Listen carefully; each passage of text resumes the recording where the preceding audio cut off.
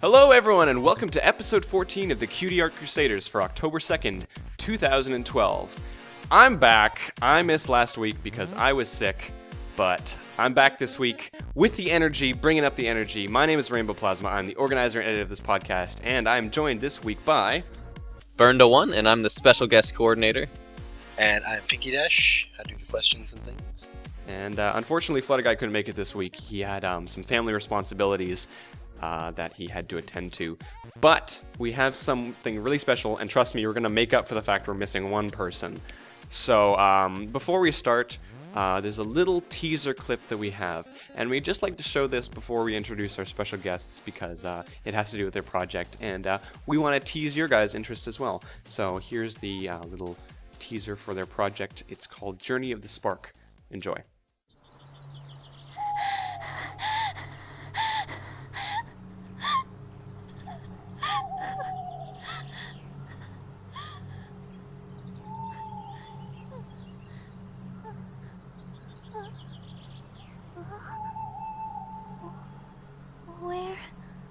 Where am I? Alright, welcome back. As we said, we have three very special guests this week who are working on that very awesome teaser video that you just saw, which is a piece of a very awesome entire project they're working on called Journey of the Spark. With us today, we have Zach Holcomb, who's a vector artist for the project. Go ahead and say hi, Zach. Hey, guys. And we have Sarah Williams, who's a concept artist, script writer, and voice actor of the project. Hello. And we have Jan Engel, an art director and animation puppet creator, and a lot more, apparently. Yes, hello there. Glad to be here. All right, would you guys mind telling us a little bit more about your project for anyone who's never heard of it, or just give us a bit more of a background? Sure. Who wants to do this? Am I the one? Yeah. Go ahead. I guess I'm the one. Okay, so our project is basically a full-length feature movie revolving around the My Little Pony Friendship is Magic universe. In our story, we focus around the main six and Twilight Sparkle, especially Twilight Sparkle. She will cause a chaotic big event which will... Do you mind if I read it, Jan? Sure, I'm a bit excited. Alright. Well, Journey the Spark follows the story of young unicorn Twilight Sparkle, who causes a rift between her friends that forces her to run away, feeling as though her friends can never forgive her. This bout of dissension and confusion between the girls causes Discord, Lord of Chaos and Disharmony, to once again break free of his bonds, allowing him to plot the end of Harmony. Twilight, weakened by guilt, agrees to a deal with Discord that will forever separate her from everyone she has ever loved in the show. And in times of great darkness, which take place in the movie, the girls must venture beyond the reaches of Equestria to find Twilight and rekindle their fractured friendship. Okay, wow, that is an intense description right there. Did you take that off my DeviantArt, Zach? No, I took it off the Tumblr for the movie. Okay. Because I think Eric took that off of my DeviantArt because I recognize all the words. So why don't you tell us a little bit about yourselves, and what you have to do with the project. Now, Sarah, you said you had a DeviantArt about the project. You know, we mentioned the fact you're a concept artist, you're a script/story writer, and a voice actress. Do you want to tell us a little bit more about what exactly you do with this project? Well, basically, like you said, I'm a concept artist, help write the script, and I voice Rarity and Luna. Basically, if we need like a design for a character or a scene or a set, I'll just do a drawing and our director will, you know, either give it the okay or the not okay and tell me what to change and stuff. And Yeah, that's basically what I do. So were you quite involved in the writing of the story, or are you kind of like an editor, or? Yeah, I write a lot of I help write a lot of this stuff. It's funny because a lot of my own lines I actually end up writing. Oh yeah, that's interesting. Now, we have someone who couldn't be on the show today. His name is Eric Riedenauer. Is that Reidenauer? Eric Reidenauer. Now, he's kind of the writer, director, producer, I guess you could say he's kind of the boss of the project. Unfortunately, we couldn't have him on, but, he obviously gathered you guys together and into this big team. So, everybody kind of helps and does everything. Is that kind of correct? You got a big team of people working with you? Yeah, that's fair to say. Yeah. Now, Jan, what's your kind of role? You're the art director, but what does that mean? Well, basically, I overlook all the art-related stuff and also do a lot of it myself. I help, for example, in the organization of certain things, organization of the groups, and give basically, other than doing stuff myself, I tell other people what to do. But, well, that's not all of it.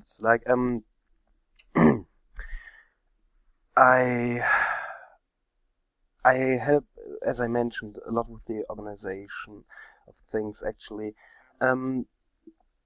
Yeah, I guess that's pretty much. So you help organize the other artists in terms of like what they're doing and helping them along with that kind of stuff, right?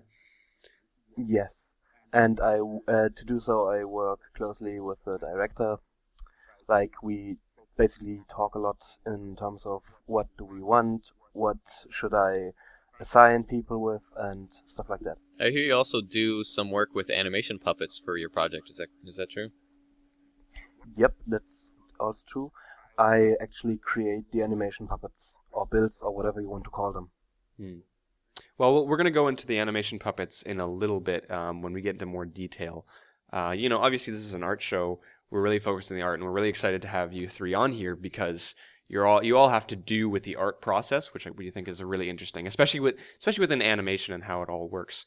Now, Zach, you're actually a really interesting position here because you, like the four of us on the podcast, you're a vector artist.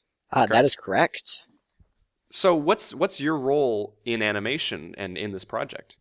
My job in animation for the project is to vector different elements of the project, like backgrounds, or, for example, if Twilight were to levitate a quill over to something she's writing, I have to make sure we have a working object in Adobe Flash that the animators can animate and make move. And all that's done with vectoring. Right, okay. And I understand that you also have like a close tie with Sarah between the concept and the actual vectors.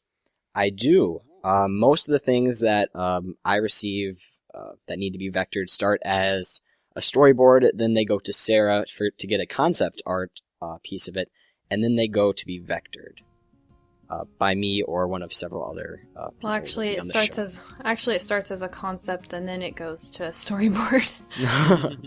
Oh, my bad. Go ahead.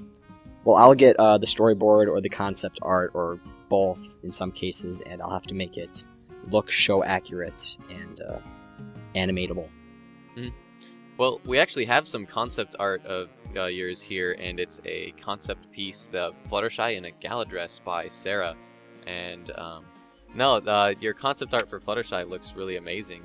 What was what's the purpose for the concept art of this particular Fluttershy piece with her in her gala dress? That's spoiler related. I can't say. Related? Oh, yeah. I have to ask the question of what it is for. But...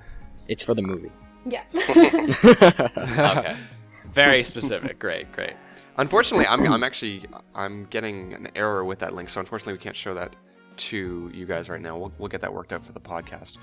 But what I thought was really interesting was the connection between that piece and vectoring, which I think we're going to get to in a second. But first of all, I just want to kind of take us through the process of, when you do the concept art, what's the process of creating it? You know, does somebody come to you like I just don't know at all like what concept art? Well, basically, Eric, our director, will assign something. Like he'll say, "Hey guys, I need a design for this and this. This is what's happening in the scene. This is sort of the feel I want of it. Can you give me something?" And so basically, I'll just think about it for a minute, and I'll just kind of draw something up of what I think it would look like, and then I'll show it to him, and either he likes it or he doesn't, and sometimes it gets approved and sometimes not. Interesting. So it's very closely working with Eric, the director. Mm-hmm. Okay. Well, depending on the situation, I'm also the one to approve or disapprove of certain things, obviously. Mm-hmm. Well, I think it's a really interesting step that you're taking here, especially because of all the processes that you go through. I mean, when you think about other animation projects or other fan projects, it's not quite on the scale that you guys are attempting here. You know, you guys are attempting a full feature-length movie. That's correct. Mm-hmm. Exactly. And when is that? Just to get it out of the way, when is that planning on being released? The official release date is around holiday 2014, but that's, just to say it right away, that's an estimate. It's not set in stone. We are trying to aim for it. If it takes us longer, we will take longer. If it takes us shorter, we'll take short. Right. That's kind of the consensus we've gotten. Like, we've obviously interviewed animators before, and I've talked to a couple of ones off show, but you know, the general consensus is it's done when it's done. You know. Yeah, the thing is, since we are basically a non-profit project, we don't really like this whole thing is based on the goodwill of the people working on it, you know. So you can't really like set the deadlines as harsh as you would in a project where everyone would be getting paid or whatever. Mm-hmm, yeah, especially when you know. Obviously, My Little Pony is made within a studio, large budget, you know, they have deadlines or something, but it's obviously much different when it comes to fan stuff, and especially one of this scale, you know. I'm surprised that you even pinned down that kind of area of Holiday 2014, just because, you know, there's a lot to do and a lot that can not necessarily go wrong, but there's a lot of like variables that can come into play, especially with projects these big. Mm-hmm. Mm-hmm. All right, so we talked a little bit about the concept art. Now, the next step you said was storyboarding. I know we have you here, Sarah, as kind of like a link for storyboard, but we don't necessarily have someone directly from storyboard. Mm-hmm. So, is there anyone here who can explain a little bit about that? We won't go into too much detail because, like I said, we don't really have someone here from storyboard. But you know, what's the process there? Well, basically, when you storyboard, you're given the script, and you have to set up shots, like rough sketches of shots, and how things would play out visually on the screen according to the script. So it's basically you're kind of like making a comic of the script to kind of give an idea of what things are going to look like on the screen. Okay. So it's just kind of... I took a little bit of storyboarding in school, so I know a little bit of it, but for the audience who might not know anything about it, it's basically like... I have a hard time describing it. Maybe you could give a better description of what exactly, like a storyboard, what it looks like. Well, in a regular studio, basically what they do is they take index cards and they draw little doodles of what's happening in the scene, and they pin all of them up in order as they would play out if the movie was already fully animated and stuff. Mm-hmm. So there's like little sketch pictures. Yeah. Like for each like scene or different shot or stuff like that. Yeah.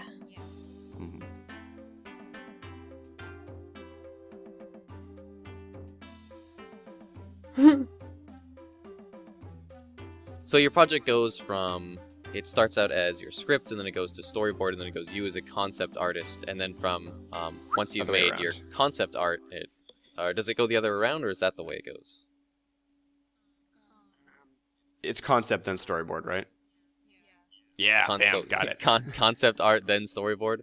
All right. So from there, I guess it kind of skips over the storyboard almost, but actually Zach takes over and vectors what you've created as a concept piece, correct? So we actually have a piece by you here, Zach, which is your vector of Fluttershy in her gala dress. Would you mind telling us a little bit more about that and what goes into vectoring pieces of concept art and how they're used in your project? Sure. Depends very vastly on how the piece is going to be used in the animation, actually, because a piece like this is kind of just a rough over once of the dress. This would be a turn front view, as we'd call it in the movie, kind of a 3/4 of her front and side view, kind of mixed together. In animation, we have multiple views. We have front view, side view, turn front view, and turn back view, and a back view. So I'll have to vector something for each of those views if we needed all of those views for the show. So this dress would be put onto one of Jan's puppets he's made and animated by the animators from there. Okay, so what you're saying is that you make the vectors and then they use them.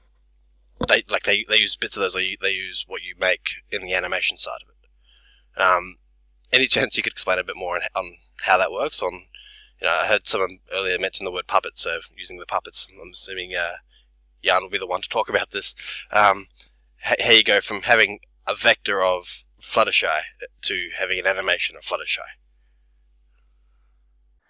Well, basically the whole process of this goes a bit differently. Like, I think a big difference between just vectoring a static image and working with builds is that you have to separate the different body parts, or in this case, the dress.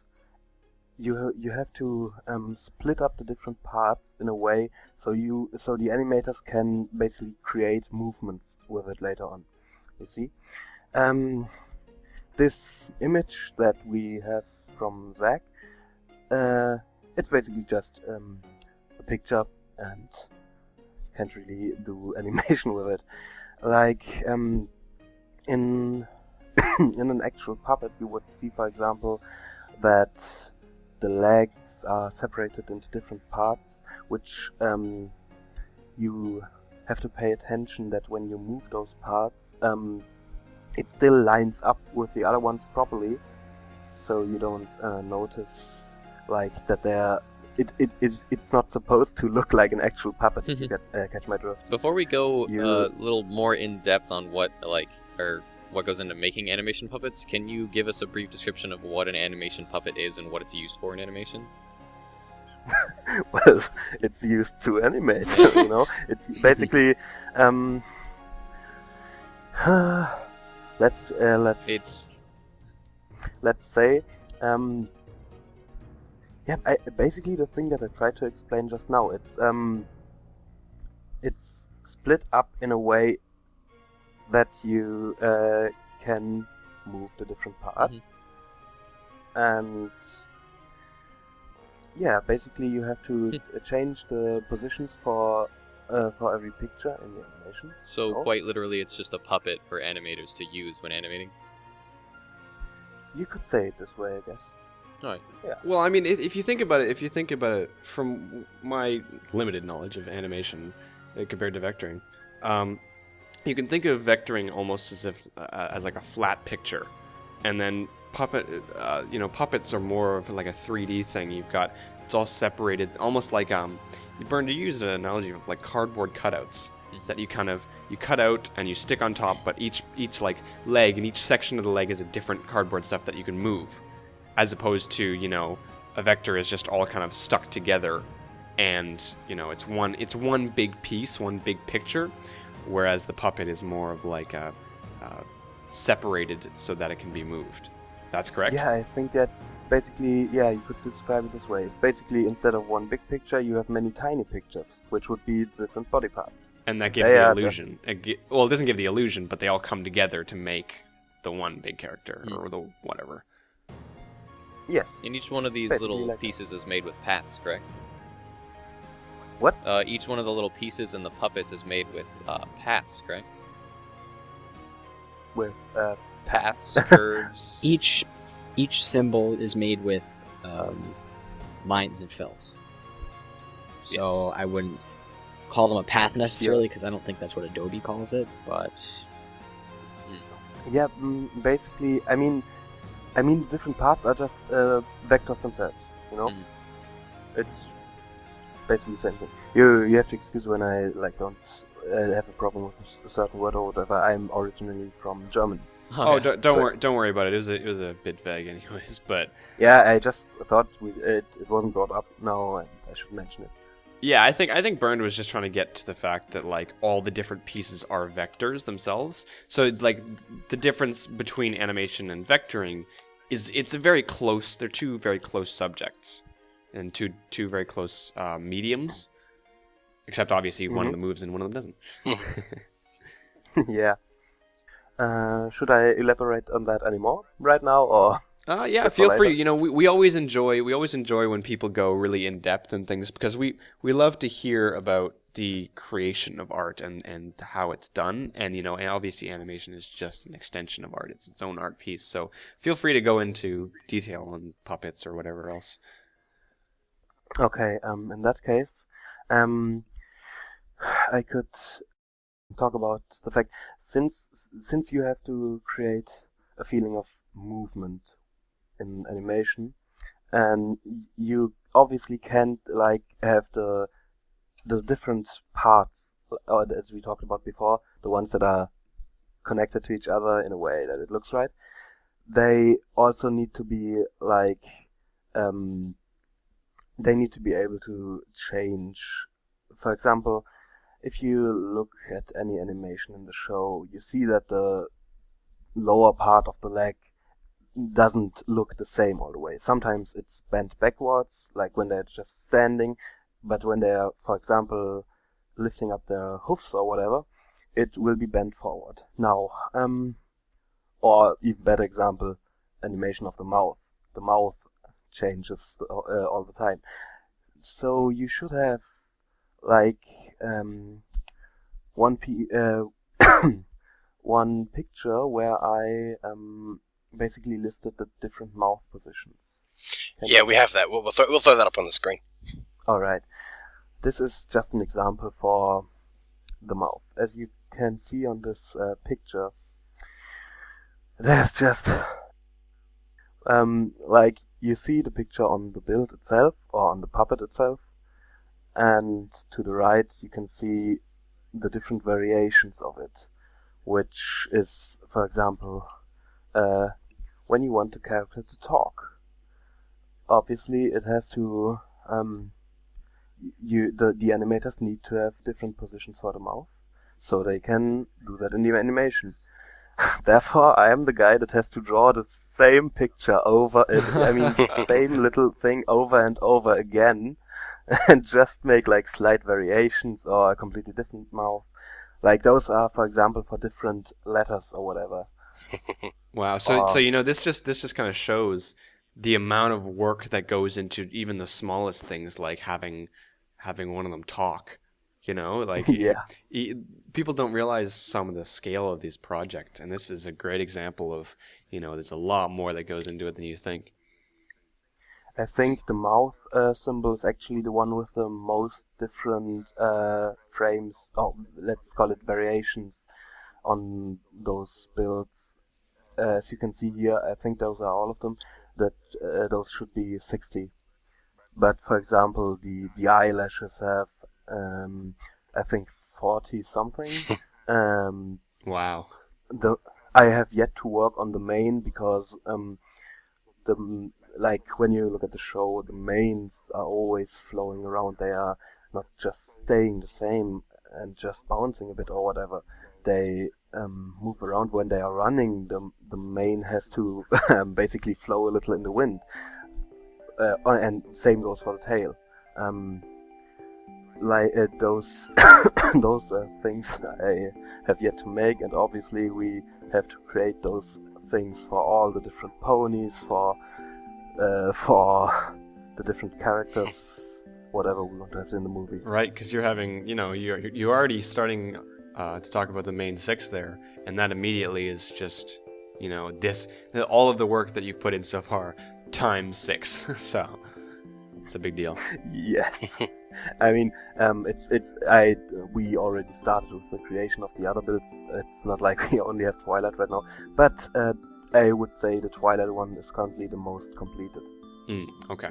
Oh yeah, and another thing that I could mention, obviously you can't, like on the picture you showed, you only saw like the what we refer to as the turn front or 45-degree or whatever view. Obviously, the ponies will be facing in different directions, right? Mm-hmm. So, if you should have this other thing where I just Yeah, all the edit. different poses. Yeah, we've got we've got all the pictures, so we'll pop them up on the screen there. But yeah, you did provide us with a picture of different poses. So for example, a lot of terms that we use, maybe not exclusively in vectoring, because Zach uses a different term, and he's a vector artist. But for example, we use like front shot, side shot, and what we call 3/4 shot. And it can be front and back. But like, for example, in this picture, the top left photo is a 3/4 shot. We've gone over in this show many times about what a 3/4 shot is. And then obviously there's also some like transition frames. Am I correct? Like going from a side shot to a 3/4. Yeah, for those you basically have to create like in-between positions where you probably squish the symbols a bit, move the eyes a little, stuff like that. Like,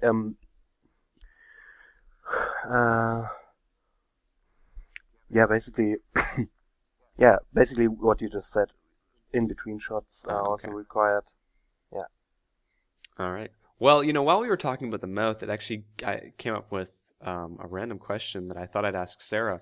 Obviously Sarah's a voice actress who's doing, like she said, Rarity and Luna, and that's correct. Now we were talking about the mouth shapes. Do you have to do you have timing on your vocals? Like, do you have to say things based in a certain way based on the animation, or does the animation work around you, Sarah? The animation works around me. It's very okay. That sounds much more convenient. Yeah, it's very rare when a voice actor will have to try to match their words up to an animation. So yeah. Well, I remember years ago, back when, what was it? It must have been, maybe it was Dragon Ball Z, or kind of, if you imagine any kind of Japanese show, any kind of anime coming over and getting an English dub. Yes. There's a lot of editing that has to be done there, or certain things said in a certain way. Yeah. But obviously we're not translating this from another language, so we don't have the same problems. But that for some reason that reminded me. The only thing that goes animation first, sound second would be music. Right. Like what do you mean by music? Like, what kind of music are you planning for this? We have Forrest Rain is our main composer for the film, and I believe he's creating 12 songs for the film specifically. Wow. So there will be a lot of singing in the movie and a lot of music, and there's also ambient background music that doesn't go into that 12 number of songs for the show. We can confirm that Luna will have a singing part in the movie. Okay, that's really cool.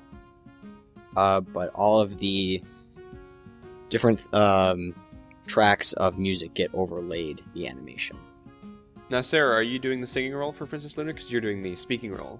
No, and it's not that I can't sing, it's that the style of my voice is more 40s, and Eric, our director, wanted something more Disney. So, yeah. Oh, okay. Yeah, for her singing voice, we will actually have someone called Lauren Collis. Okay. Lauren Collis. Yep. Well, it's a pretty common thing, right? Getting someone to do the speaking role and someone to do the singing role. You used to have it in My Little Pony, like, tons of times, so it's a pretty common thing. Yes. You also mentioned that you have some other awesome, or really awesome, notable voice actors working on your project. Who are some of those people on your team, or voice team, and what characters do they voice? Ooh. Should I go for that, or you, Sarah? Well, should I just go off the top of my head, or do you? I've got the list open if you'd like me to say some of the more notable names. Okay. We have Meredith Sims voicing Twilight Sparkle and Fluttershy. Jen McGregor is voicing Princess Celestia. Reagan You should Murdoch. probably mention that. Sorry, Zach, I have to interrupt you. I think we want to say it in relation with the project. So Meredith Sims is the voice of Twilight Sparkle in Fighting His Magic, for example. Okay, that is relevant. You're right. That's really cool. Yeah, Meredith Sims also voiced Twilight Sparkle in Fighting His Magic. Jen is voicing Princess Celestia on our project. Reagan Murdoch, or Rev, is voicing Discord on the project. He's also voiced Discord in many other places. And today is his 18th birthday, so happy birthday to Rev. Happy birthday to him. September 28th. Yes, Or- September 28th is his birthday. Okay, cool. Just because we're gonna air this on a different day, so this is when we're recording. So happy birthday to him. So happy late birthday to you. Yes, happy belated birthday to Rev. Yeah. Yeah, I think as far as I know, Jen McGregor is also she's working on Reading Rainbow. Oh yeah, really? You know the show? Yeah, no. Reading Rainbow is actually the show that comes on right before us. So Yep. Oh, Chaotic right. Harmony, yes. yeah. So we know those guys. We know those guys quite well because we both came on the Everfree network at the same time, and we're both on the same day. So we talk about Yeah, and Dragon Murdoch or Rev, whatever. I think you should know him from things like Epic Warp Time. Yeah. He played Discord then, so yeah. Exactly. Some more voice actresses we have are Emily Fajardo, who plays Pinkie Pie in Fighting His Magic. Also, Jenny Nicholson is our Rainbow Dash. She's from Friendship is Witchcraft. Really? Yeah. Yeah. That's gonna be really interesting. Yeah. Well, her Rainbow Dash voice is actually quite accurate, I Yeah. think. We all think. It's Rainbow Dash was one of the harder voices to find because while there's really good people that can do good voices, but overall what our director wanted was someone who could actually act. Like he cared more about the acting and the emotions than actual voice accuracy. Right. You might get Yeah. if you get some good quality acting, then there might be there's some aspect of it where you kind of forget a little bit that it's not perfect. Like Yeah. I remember Friendship is Witchcraft. A lot of times I'll be watching Friendship is Witchcraft because we're all huge fans. Yeah. And Yeah. we'll watch it and we'll hear the voice actors, and then when I go back and I watch the show, I'm like, oh yeah, that's what the character sounds like. Yeah, yeah. I think Apple Bloom's the big one. Yeah. It's just like where you'll hear Apple Bloom and it's like, oh yeah, sorry, that's not Michelle Craver. So it doesn't need to be perfect for sure. It definitely doesn't need to be perfect. Yeah.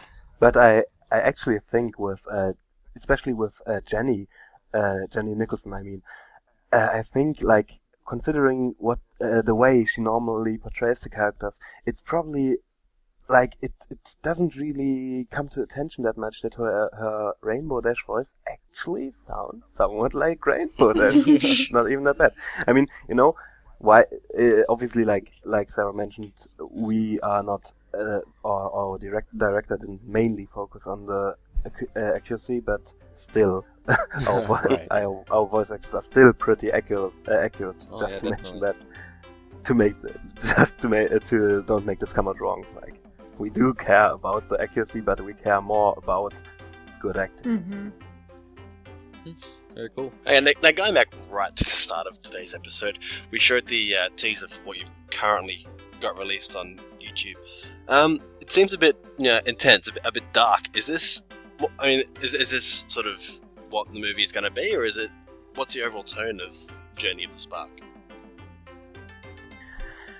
The overall tone of the movie is indeed supposed to be darker than the series, but we are not talking about blood, gore, and cut off ponyheads here.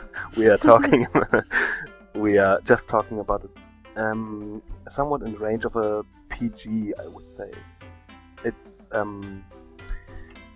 It is supposed to be darker than the original series. We basically, the way our director describes it, he was influenced a lot by classic Disney movies, the darker ones.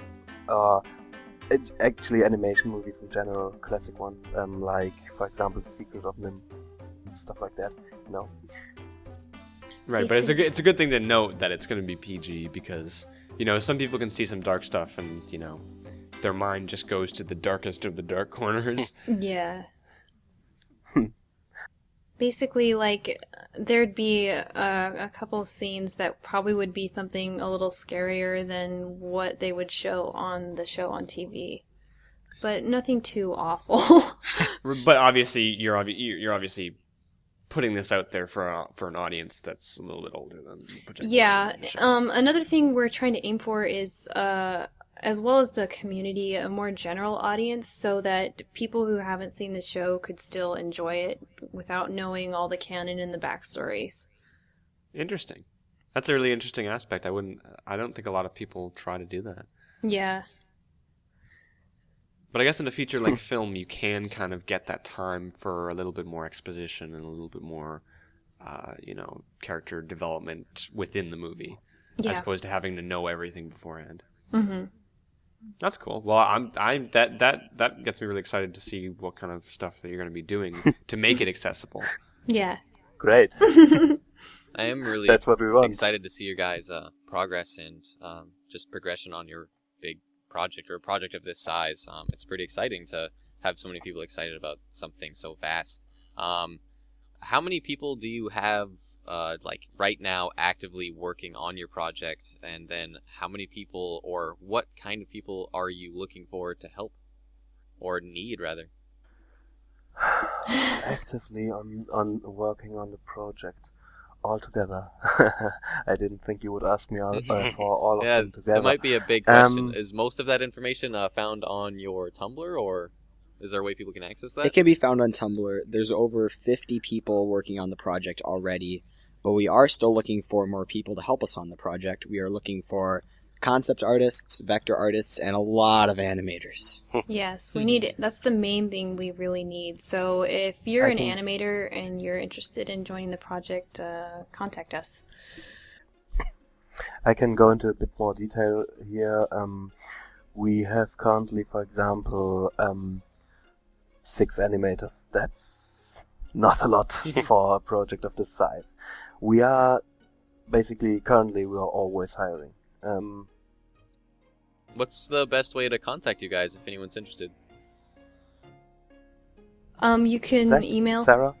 you can email us at officialsparkmovie@gmail.com, or you can check out our Tumblr. Maybe you guys can put a link on the screen or something. Yeah, for sure. Also, you could try finding one of us on DeviantArt, but that's probably a less effective way of getting in touch. But yeah. I think the most effective way would probably be the email. Yeah. Just if you feel like applying, just try it. Yeah. We are not evil. We won't hurt you Yeah. if you don't qualify or whatever. We're very You can We're try. a very laid back crew. Yeah, to say the very, very least. very, very late. Now you make it sound like we don't work. Hey, we get stuff done. Yeah, Usually. we have a lot of fun in between, though. Yeah. From when I've Yeah. been talking to you guys, you seem really serious about this project and wanting to happen. Actually, when I was talking to you before the show Wednesday, you mentioned that you actually did a panel at a convention. You mind telling us a little bit more about that? Yes, I hosted a panel at Midwestria a couple weeks ago. We presented concept art, the animation, a finalized animated portion of the project, which is the one you saw at the beginning of this show. We presented the animatic, and I answered a lot of really great fan questions there.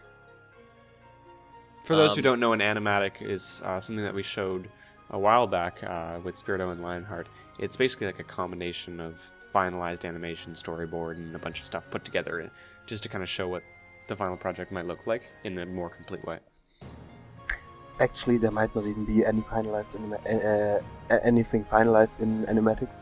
In our cases, for example, everything is just basically a sketch of whatever, you know? Mhm. Fair enough. Like the backgrounds are just very correct. sketches and yeah, exactly. Like, I don't want to bring up too much that you might not want to talk about, but you also mentioned that you are changing quite a few things with the original animatic that we showed. What kind of themes or things were you thinking of changing in that animatic that we saw in the Was that beginning? was an You- animatic? That should be the Or animatic. No, not the animatic, teaser, excuse the me, teaser. teaser we saw or showed in the beginning. Right? Yeah. Well, the thing is, coming back to it a bit later after we made it, we kind of thought it basically looks, while the trees are like looking a bit more dead or whatever, the whole thing still kind of looks like some portion of the Everfree forest, and that's not really what we had originally intended. But it's I guess we have to say like it's basically we only realized that a bit late. But in terms of the animation itself, like the movements of Twilight, I think that's going to be kept as it is. But when you look at the backgrounds, the trees, they need to be taller, scarier. It just has to present the more a little darker feeling, I think. Well, that's interesting Basically- because I did get that kind of Everfree forest feel, and I just naturally, like, as a default Assumed, that's where it yeah. was. Like, I don't want to try to Yeah. ask for spoilers, but what kind of theme would you rather be aiming for with that kind of scene? I think Sarah knows a bit more about that. Like, she talked more to Eric about that. I think basically we just want to kind of redesign it to look a little, just make the colors a little more ominous and kind of, I don't know, I don't know how to exactly describe it. It'll get a So- lot of revectoring, basically, is what'll happen. Well, Yeah. you said it had a really Everfree Forest-esque feel, and is that not the feel you're aiming for? So no. it would not take place in Everfree Forest? No, it's not the Everfree Forest. Basically, with this scene, we kind of just threw it together. We did take a little time to design it, but not quite as much as we could have or should have to make it more unique. So we're gonna just kind of try to revisit that and later on. I think most of the changes will come with color and camera angles. Yeah, probably. Obviously, you're quite far off from the end, so everything, as we've learned from previous animations, everything's up to change, and not everything's finalized, and there's a lot of Yeah. there's a lot of stuff to do, so stuff will change over time. Hmm. Yeah, that's true. Do we have any more questions? Well, I didn't. I just had a couple of questions from kind of like a point of view that I don't really know that much about the project. I came into this kind of blind about it. I feel like I need a little bit more information about the story. Like I know you guys don't really want to do much in terms of spoilers, but just from the story, like what kind of events are we going to be seeing? What's the general theme? Like we've got obviously as you mentioned in kind of the synopsis, Twilight Sparkle has a rift with her friends, forces her to run away. Discord comes back, but is there anything more that you can kind of give us in terms of the story? We have to be very vague about those things, I would say, because we obviously don't want to spoil everything too early. Let me think. What did we confirm so far? Basically, Well, how about this? How about I ask you this? Like, what kind of settings are we going to be seeing? Like, is it going to be set in Equestria? Is it going to be set in Ponyville? That kind of stuff. What kind of settings are we going to be seeing? Because there's two very cool pieces of concept art that we have, and they're very cool themes. One's like a neon blue theme, and then the other is what appears to be Everfree Forest, but apparently isn't. So any kind of background on something like that would be awesome. Basically, it's gonna take place in most of the places you see in the show, and then some. So like, But obviously the and then some is a little bit yeah. right now, right? Okay. I guess we could just relate this directly to some of the concept art. For example, would you like to talk about the one with the tower? The one with the blue kind of glowing. Yeah, for sure. The fog, yes. All right. So this thing, the location of this tower is within the maze in Canterlot. You know, the hedge maze. Mhm. It is. You have seen the animatic that was one of the first things we put up, right? I have not, but we can maybe show it. Well, I'll put a link up into it. But Mhm. yes, I have seen it. I have seen it. We'll play it in the background, but go ahead and continue your thought. Alright, well, basically, as I mentioned, it is located in the hedge maze of Canterlot, and as you can see in the animatic, this is currently the location where the statue of Discord is at. You saw in the animatic that Twilight has a talk with Discord, and this basically this tower is like a concept art for exactly the tower we see within the in the animatic.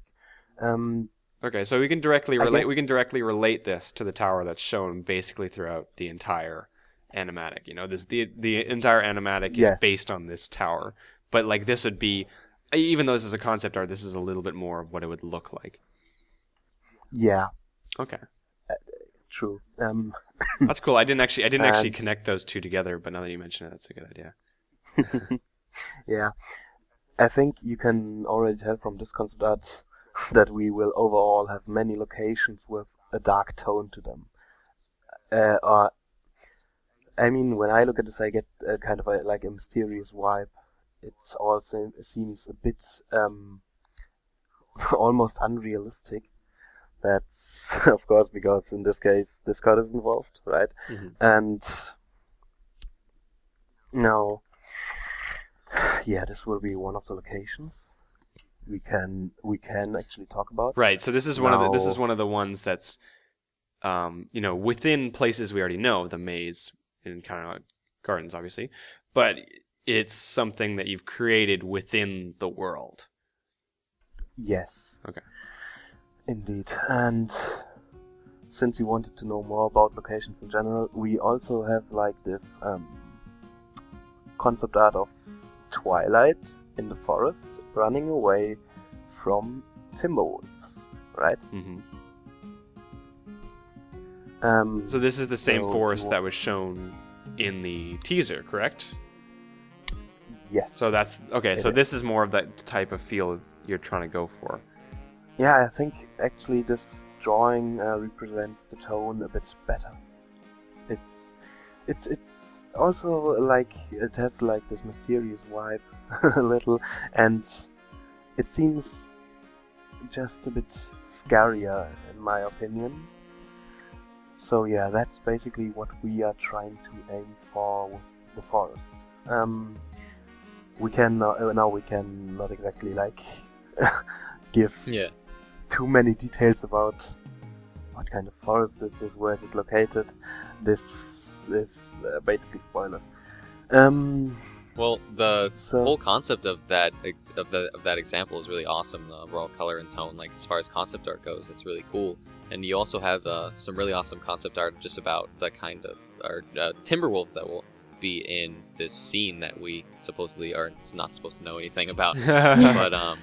But we'll throw that up on the screen. But I mean, the overall substance of the kind of characters or villains or what is this?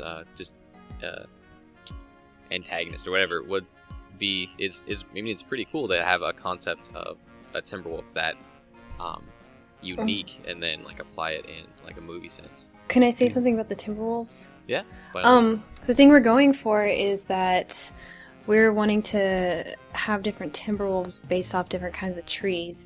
So the one that you guys hopefully have thrown up on the screen is one based off of a willow tree. So we wanted it to make it more kind of wispy and, you know... It looks amazing. skinny, like... Thanks. Kind of to get the feel of like a willow. And then we have... Another one we have is a... Which I don't think we have a drawing for on this stream right now.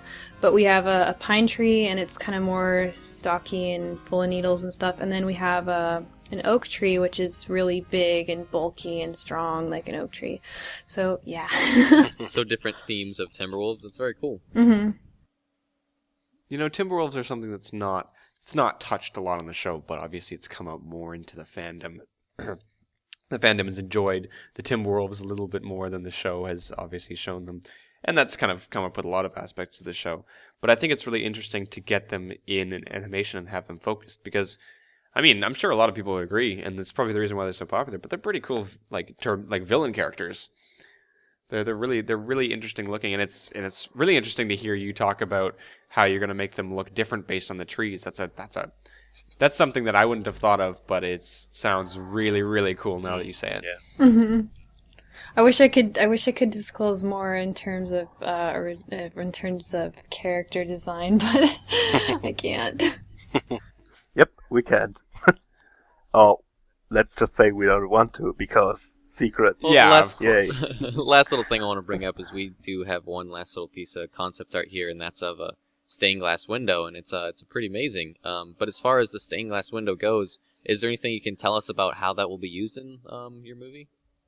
Yes, I can tell you that you have the stained glass window concept art, and the colored version of that is a vector that was done off of that concept art, and that will be... I was going to ask you about that. Did you vector that yourself? Nope, that was a different vector artist that's with our group. His name is Jonathan Park, and he's an excellent vector artist, really great guy. But the stained glass will be inside the tower, in Hedge Maze. Right, and so that we is saw a seen little in bit of the that in the animatic. animatic. Exactly. Okay. All right. Now, I'm prodding for spoilers a little bit, but do you plan on animating those stained glass windows like they did in the show at all?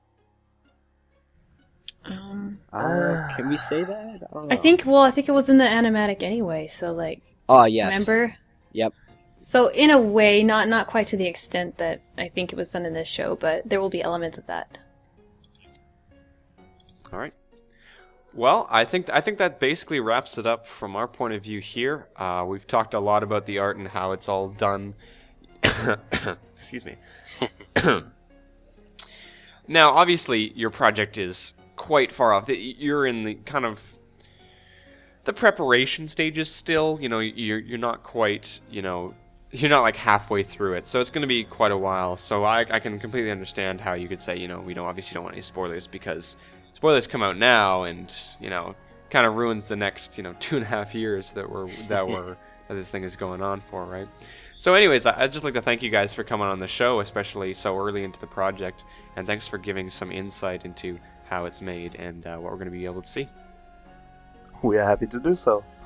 Yeah, thanks for having us. Yeah, thanks. So just once again, we're just going to kind of pimp your stuff out here. Yeah. I was just saying, do you guys want to do like a little 5-minute plugging thing where you want to go over how we can contact you and where we can see more of you? Oh yeah, sure. Jan, go ahead. Oh, I'm doing that. I don't know, you're art director if you Okay. want to, I suppose.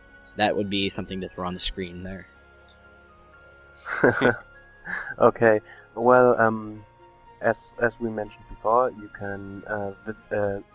can follow our Tumblr, which is filmsparkmovie.tumblr.com, and you can follow our Twitter too, which is just at filmsparkmovie, and those are more like to inform you, to get some information about our project. If you actually want to contact us and want to be a part of the project, you can email us at officialsparkmovie@gmail.com. And of course, those will all be on the screen, so, Yep. you know, check those out. So if anyone's interested in helping out in this amazing project, by all means, go out and try to reach them by their contact, by their email, or follow them on Twitter, or even check out the Tumblr. I mean, it's a really cool project, and I mean, they definitely need some awesome animators and vector artists. So if you're an animator or a vector artist and you're interested, please reach out. Yep. And if you're interested in our individual art and future art releases related to the project, you can check out our DeviantArt accounts as well. Yeah, so Yeah. we'll post those on the screen. We've got one for each of you guys, so those will be up on the screen. You know, if you're listening to this podcast and you're doing something else, then flip back to the video because we've got all those links on the screen for you guys. It's gonna be a little bit, it's a lot of information, but I think it's worth it because this project is obviously so big and it's something that we're gonna be hearing about a lot over the next couple of years. So I'm really excited to get this kind of get it so early, and thank you guys again for coming on the show. Yeah. It was a pleasure. It was a pleasure. Ah, you took All my right, line. well, speaking of tons of stuff on the screen and pimping out stuff, we're kind of ending here, so I'm gonna go ahead and just say our own stuff here at the Cutie Art Crusaders. So first of all, we have a DeviantArt account. That's where you can go and see all of the art that we put on the show. This week is going to be a bit weird. We're going to have to figure out how we're going to work out how concept art is posted.